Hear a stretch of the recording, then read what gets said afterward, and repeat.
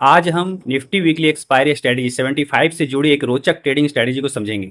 यह स्ट्रेटजी केवल शैक्षणिक चर्चा के उद्देश्य से प्रस्तुत की जा रही है और इसका उद्देश्य किसी प्रकार की खरीद या बिक्री की सिफारिश करना बिल्कुल नहीं है। इस वीडियो का उद्देश्य किसी प्रकार की निवेश सलाह देना बिल्कुल नहीं है, बल्कि इस अप्रोच के लॉजिक, रिस्क और इसके पीछे की सोच को समझना है। याद रखिए, किसी भी सेटअप या अप्रोच से पहले रिस्क मैनेजमेंट सबसे महत्वपूर्ण होता है। तो चलिए समझते हैं कि यह ट्रेड स्ट्रेटजी 75 क्या है। वर्तमान एक्सपायरी स्ट्रक्चर के अनुसार निफ्टी मंगलवार से एक दिन पहले, सामान्यतः सोमवार को दोपहर 12:30 बजे के बाद मार्केट को ऑब्जर्व किया जाता है। यहाँ सवाल है कि केवल 12:30 दोपहर के बाद ही क्यों? ऐसा इसलिए क्योंकि दोपहर तक मार्केट शुरुआती उतार चढ़ाव का एक बड़ा हिस्सा दिखा चुका होता है और कई बार प्रीमियम का शुरुआती एडजस्टमेंट भी हो चुका होता है, जिससे आगे की संभावित दिशा को समझने में कुछ सहायता मिल सकती है। अब हमें कॉल और पुट दोनों तरफ ऐसे स्ट्राइक प्राइस देखने होते हैं जिनका प्रीमियम लगभग 70 से 75 रुपए के आसपास हो। उदाहरण के लिए, यदि किसी समय एक कॉल ऑप्शन का प्रीमियम लगभग 70 से 75 रुपए है और दूसरी तरफ एक पुट ऑप्शन का प्रीमियम भी लगभग 70 से 75 रुपए के आसपास है, तो इस अप्रोच के अनुसार दोनों तरफ पोजीशन ली जाती है। यहाँ एक बात और समझने की है कि कई ट्रेडर्स एट दी मनी या उसके आसपास के स्ट्राइक प्राइस को प्राथमिकता देते हैं, क्योंकि उनमें लिक्विडिटी और प्राइस मूवमेंट अपेक्षाकृत बेहतर देखने को मिल सकता है। अब सवाल यह है कि ऐसा क्यों? इसके पीछे विचार यह है कि एक्सपायरी के नज़दीक मार्केट में कई बार एक मजबूत डायरेक्शनल मूव देखने को मिल सकता है। यदि मार्केट किसी एक दिशा में अच्छा मोमेंटम देता है, तो दोनों पोजीशन में से एक पोजीशन अच्छा प्रदर्शन कर सकती है, जबकि दूसरी पोजीशन कमजोर हो सकती है। लेकिन यहीं पर सबसे महत्वपूर्ण भूमिका रिस्क मैनेजमेंट की भी आती है। यहाँ यह देखा जाता है कि यदि दोनों पोजीशन में से किसी एक का प्रीमियम लगभग आधा रह जाए, तो उस पोजीशन को एग्जिट करने पर विचार किया जा सकता है, जबकि दूसरी पोजीशन को मार्केट की स्थिति के अनुसार मैनेज किया जा सकता है। कुछ ट्रेडर्स पहले दोनों प्रीमियम वाले स्ट्राइक प्राइस को वॉच लिस्ट में रखते हैं और मार्केट के व्यवहार को देखते हैं। उसके बाद अपनी रिस्क मैनेजमेंट अप्रोच के अनुसार निर्णय लेते हैं। इसके बाद पोजीशन मैनेजमेंट प्रत्येक ट्रेडर के रिस्क मैनेजमेंट अप्रोच पर निर्भर करती है।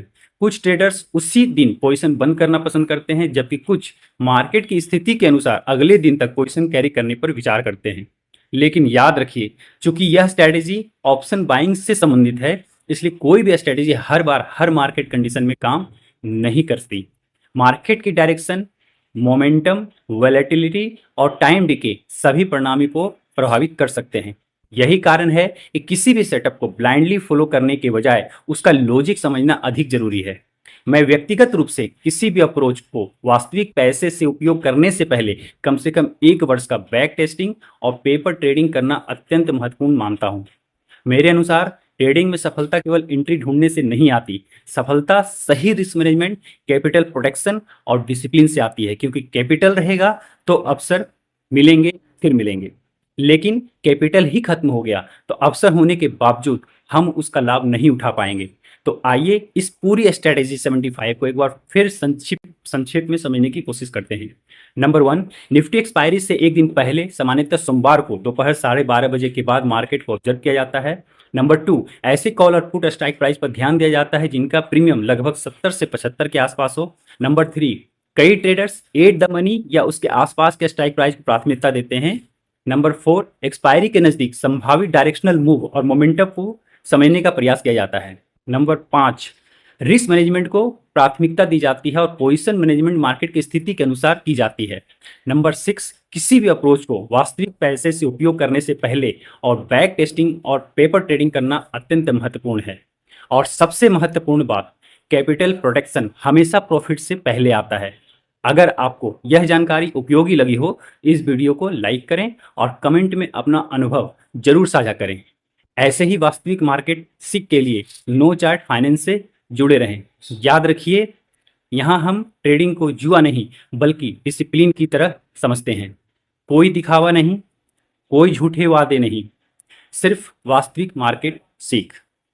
नो चार्ट फाइनेंस को अभी फॉलो और लाइक करें। डिस्क्लेमर, यह वीडियो केवल शैक्षणिक उद्देश्य, एजुकेशनल पर्पस के लिए है। यह किसी भी प्रकार की निवेश, ट्रेडिंग या वित्तीय सलाह नहीं है। स्टॉक मार्केट में जोखिम शामिल है। किसी भी निवेश या ट्रेडिंग निर्णय से पहले स्वयं शोध करें और